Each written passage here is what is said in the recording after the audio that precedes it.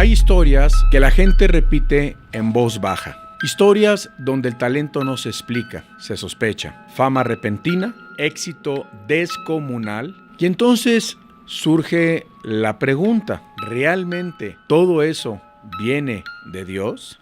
¿O alguien hizo un trato? Hoy quiero que analicemos un tema que para muchos pertenece al cine de terror.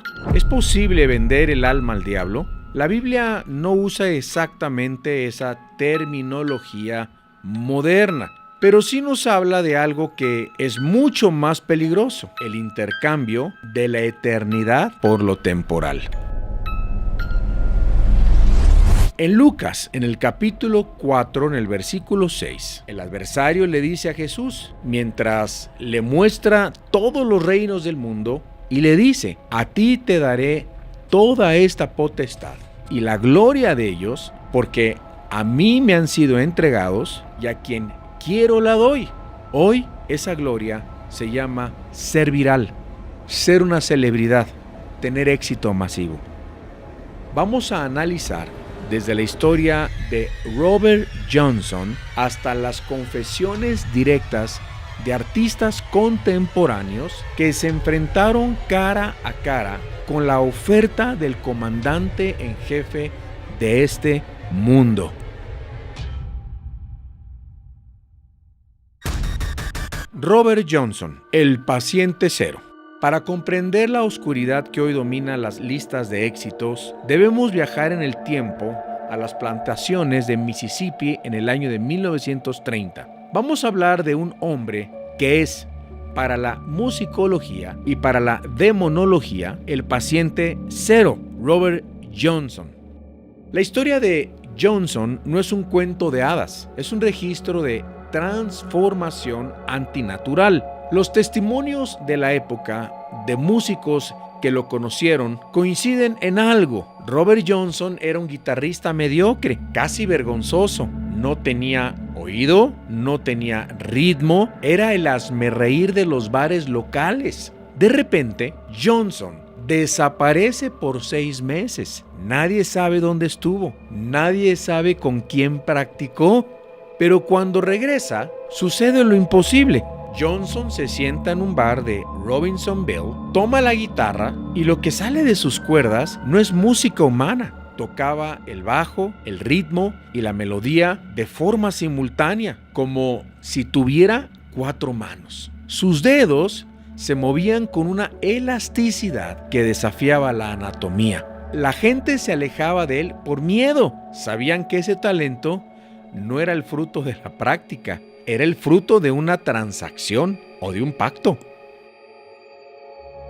Aquí es donde nace la leyenda del cruce de caminos, en inglés Crossroads. Se hizo una película muy famosa con Ralph Macchio, el famoso Karate Kid, de este personaje precisamente.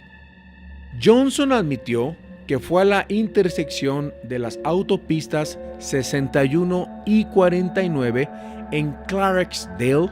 Allí, según el relato que él mismo alimentó en sus canciones, se encontró con un hombre alto y oscuro que tomó su guitarra, la afinó y se la devolvió. En ese instante, Johnson dejó de ser un hombre para convertirse en una vasija. Escuchen bien, Robert Johnson estableció el protocolo legal que hoy siguen las grandes discográficas. Él escribió Me and the Devil Blues, el blues de mi encuentro con el diablo. En su letra dice: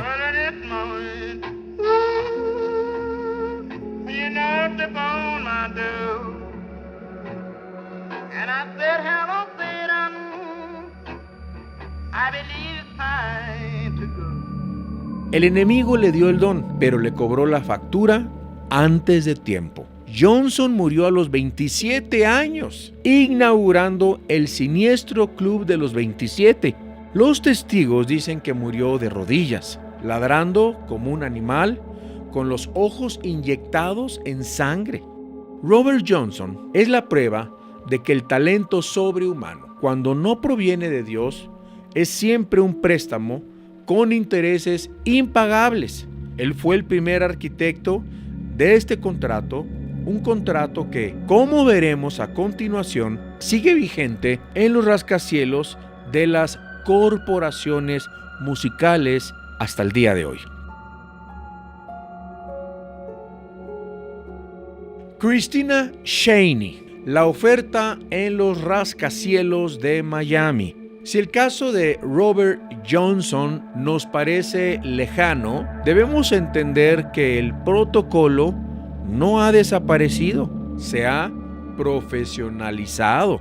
La historia de Christina Shaney. En el año 2011, Christina no era una soñadora más. Ella estaba en la cúspide de la pirámide. Tenía un contrato con Universal Republic, una de las discográficas más poderosas del planeta. Sus productores eran los mismos arquitectos detrás del éxito de Michael Jackson y el fenómeno de Destiny's Child.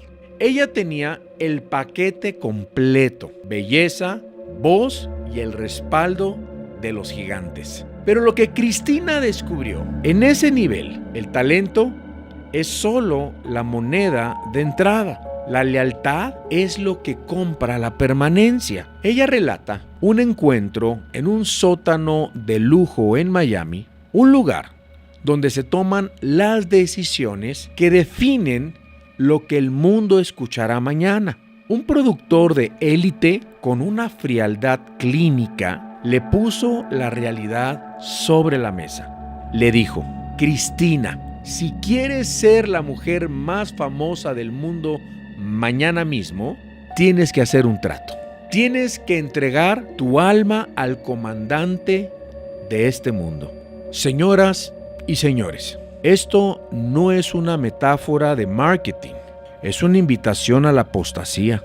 Esa misma noche, en la soledad de su habitación, Christina no tuvo un sueño, tuvo una visitación. Describe una frecuencia, una vibración que paralizaba sus huesos y la presencia de una entidad que le exigía una sola cosa: adoración. El enemigo no quería sus discos, quería su jurisdicción espiritual para usar su voz como un canal de frecuencias oscuras hacia las masas. Christina Shaney se enfrentó a la tentación más grande que un ser humano puede recibir: tenerlo todo en este mundo. Pero ella, recordando sus raíces y el poder del Espíritu Santo, pronunció una palabra que la industria no perdona: no. Ella declaró que su vida le pertenecía a Jesucristo. Al día siguiente, sus contratos fueron cancelados. Las llamadas de Universal cesaron. Las puertas de la radio se sellaron. Hoy, Christina Shaney no tiene un Grammy. Tiene una identidad intacta y la paz que sobrepasa todo entendimiento.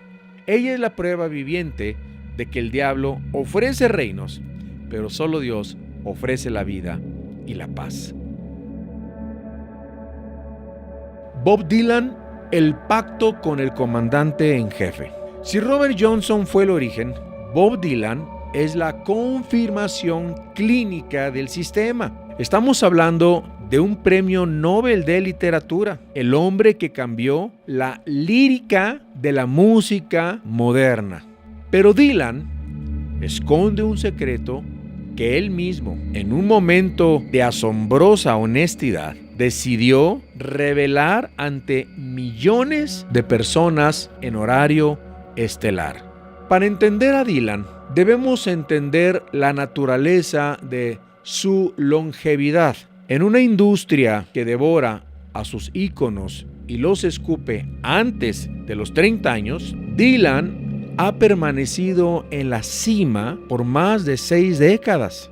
En el año 2004, durante una entrevista icónica con el periodista Ed Bradley, en el programa 60 Minutes, 60 minutos, Bradley le preguntó: Why do you still do it? Why are you still out here? Well, it goes back to the destiny thing. I made a bargain with it, a long time ago, and I'm holding up my end What was your bargain? to get where I am now. Should I ask who you made the bargain with? with the chief commander. On this earth? And in this earth and then in the world we can't see. Él sabe exactamente a quién le debe su permanencia. Damas y caballeros, el lenguaje que utiliza Dylan es puramente bíblico. En Efesios 2:2, el apóstol Pablo identifica a Satanás como el príncipe de la potestad del aire, el espíritu que opera en los hijos de desobediencia. Dylan no estaba hablando de Dios. Dios no hace tratos de intercambio para que seas una estrella de rock. Dios te llama al servicio y al arrepentimiento gratuito.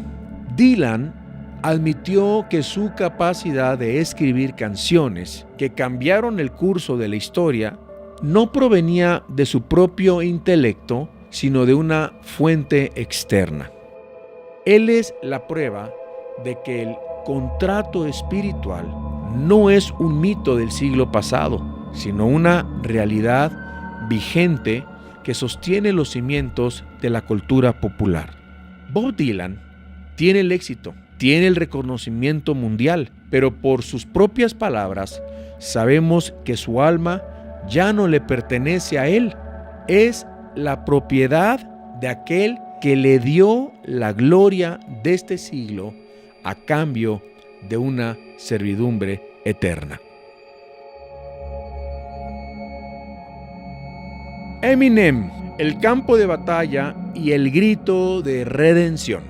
Si queremos entender la verdadera tragedia, pero también el poder de la redención, debemos analizar el caso de Marshall Mathers, conocido mundialmente como Eminem.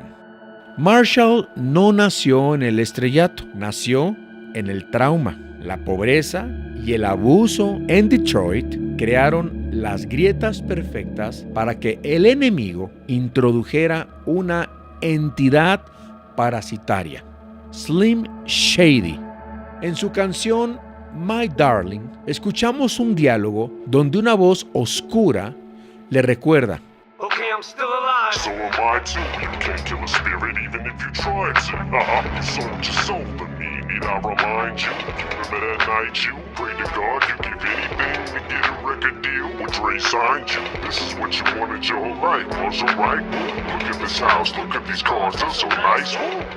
Durante años, Slim Shady fue la frecuencia que usó sus cuerdas vocales para escupir odio, mientras Marshall admitía en Say Goodbye Hollywood que había vendido su alma y no encontraba el camino de regreso.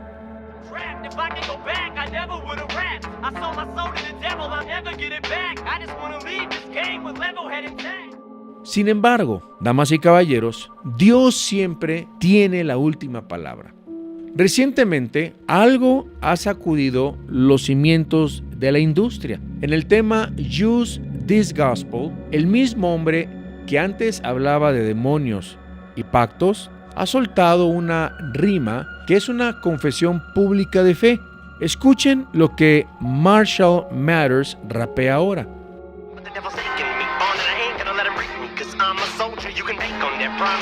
Like the chamber of commerce. So my savior, I call on to rescue me from these depths of despair. So these demons better step like a stair because he is my shepherd. I'm armed with Jesus, my weapon is prayer. Sometimes I squeeze it, I'm blessed like sneezing. Esto es trascendental. Eminem está usando la plataforma más grande del mundo para declarar ahora que Jesús es su rey y su pastor. Marshall Mathers nos está diciendo que después de ganar el mundo entero y casi perder su alma, ha encontrado que el único nombre que realmente importa es el de Jesús. Hemos visto nombres, rostros y confesiones que estremecen el espíritu, pero después de analizar a Robert Johnson, a Eminem, a Christina Cheney, surge la pregunta que realmente importa. ¿Qué estamos haciendo con nuestra propia eternidad? Jesús lanzó una advertencia que hoy resuena más que nunca. ¿De qué le sirve al hombre ganar el mundo entero si pierde su alma? Pero hoy quiero cerrar este análisis con una palabra de autoridad y victoria. Jesucristo no vino a negociar contigo. Él vino a pagar tu deuda con su propia sangre. El tiempo se agota y el velo se está levantando.